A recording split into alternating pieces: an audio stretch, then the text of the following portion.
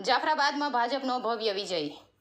જિલ્લા પંચાયતની બંને અને તાલુકા પંચાયતની 14 બેઠકો પર કેસરીઓ લહેરાયો।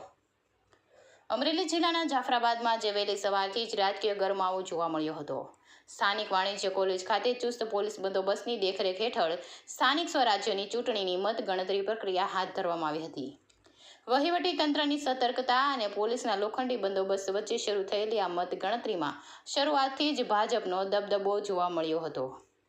જાફરાબાદ તાલુકાની બે મહત્વની જિલ્લા પંચાયત બેઠકો જેવી કે નાગેશ્રી અને ટીંબી પર ભારતીય જનતા પાર્ટીના ઉમેદવારોએ શાનદાર પ્રદર્શન કરી વિજય મેળવ્યો છે। બીજી તરફ તાલુકા પંચાયતની કુલ 16 બેઠકોના પરિણામો પણ ભાજપ તરફી રહ્યા હતા।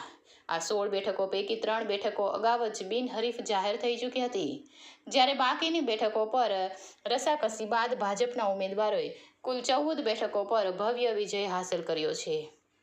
કોંગ્રેસના ફાળે માત્ર 2 બેઠકો જઈ શકી હતી। આ જીત સાથે જ જાફરાબાદમાં ભાજપનું વર્ચસ્વ ફરી એકવાર સાબિત થયું છે અને વિજેતા ઉમેદવારોના સમર્થકોમાં ભારે હર્ષ ઉલ્લાસનો માહોલ જોવા મળી રહ્યો છે। રિપોર્ટર કાળુશા કનોજિયા, જાફરાબાદ, અમરેલી।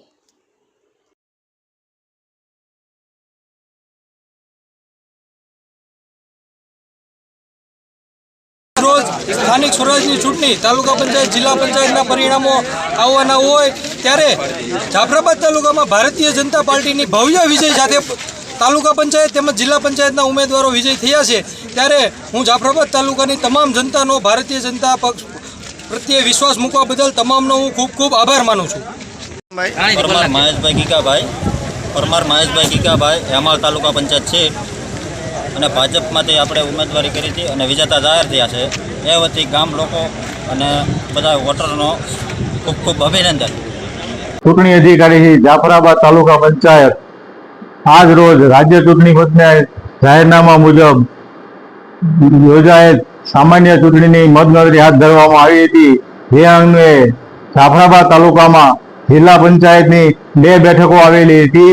એક 24 નાગેશ્રી અને 29 ટીંબી બંને બેઠકોમાં ભારતીય જનતા પાર્ટીના ઉમેદવાર વિજેતા જાહેર થયેલ છે।